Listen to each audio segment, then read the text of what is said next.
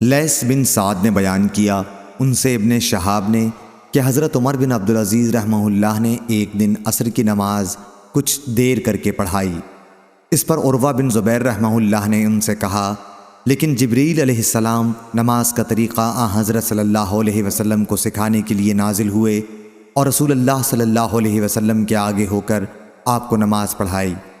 حضرت عمر بن عبدالعزیز نے کہا، عروہ آپ کو معلوم بھی ہے کیا کہہ رہے ہیں؟ عروہ نے کہا کہ اور سن لو، میں نے بشیر بن ابی مسعود سے سنا اور انہوں نے ابو مسعود رضی اللہ عنہ سے سنا۔ انہوں نے بیان کیا کہ میں نے رسول اللہ صلی اللہ علیہ وسلم سے سنا، آپ فرما رہے تھے کہ جبرائیل علیہ السلام نازل ہوئے اور انہوں نے مجھے نماز پڑھائی، میں نے ان کے ساتھ نماز پڑھی، پھر دوسرے وقت کی ان کے ساتھ میں نے نماز پڑھی، پھر ان کے ساتھ میں نے نماز پڑھی، پھر میں نے ان کے ساتھ نماز پڑھی، پھر میں نے ان کے ساتھ نماز پڑھی۔ اپنی انگلیوں پر آپ نے پانچوں نمازوں کو گن کر بتایا۔ صحیح بخاری حدیث نمبر 3221۔ ابن ابی عدی نے بیان کیا ان سے شعبہ نے، ان سے حبیب بن ابی ثابت نے، ان سے زید بن وہب نے اور ان سے ابو ذر رضی اللہ عنہ نے بیان کیا کہ رسول اللہ صلی اللہ علیہ وسلم نے فرمایا، جبریل کہہ گئے ہیں کہ تمہاری امت کا جو آدمی اس حالت میں مرے گا کہ وہ اللہ تعالیٰ کے ساتھ کسی کو شریک نہ ٹھہراتا رہا ہوگا تو وہ جنت میں داخل ہوگا، یا آپ نے یہ فرمایا کہ جہنم میں داخل نہیں ہوگا۔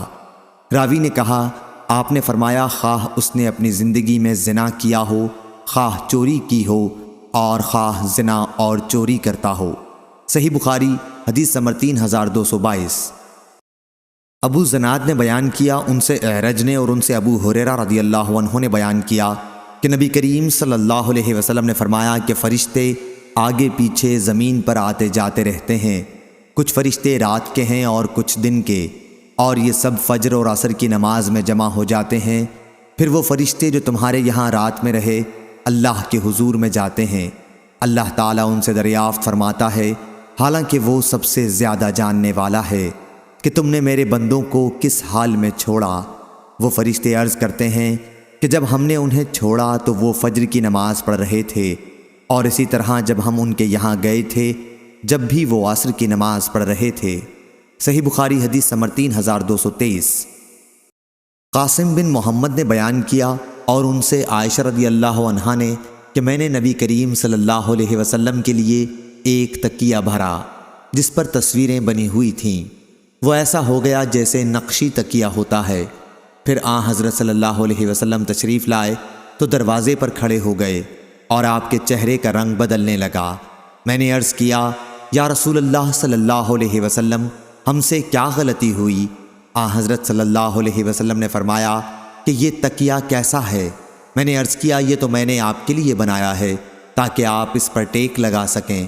اس پر آپ نے فرمایا، کیا تمہیں نہیں معلوم کہ فرشتے اس گھر میں داخل نہیں ہوتے جس میں کوئی تصویر ہوتی ہے، اور یہ کہ جو شخص بھی تصویر بنائے گا قیامت کے دن اسے اس پر عذاب دیا جائے گا، اس سے کہا جائے گا کہ جس کی مورت تو نے بنائی اب اسے زندہ بھی کر کے دکھا۔ صحیح بخاری حدیث نمبر 3224۔ معمر نے خبر دی انہیں زہری نے، انہیں عبید اللہ بن عبداللہ نے، اور انہوں نے ابن عباس رضی اللہ عنہ سے سنا، وہ کہتے تھے کہ میں نے ابو طلحہ رضی اللہ عنہ سے سنا، وہ کہتے تھے کہ میں نے رسول اللہ صلی اللہ علیہ وسلم سے سنا، آپ نے فرمایا کہ فرشتے اس گھر میں داخل نہیں ہوتے جس میں کتے ہوں، اور اس میں بھی نہیں جس میں مورت ہو۔ صحیح بخاری حدیث نمبر 3225۔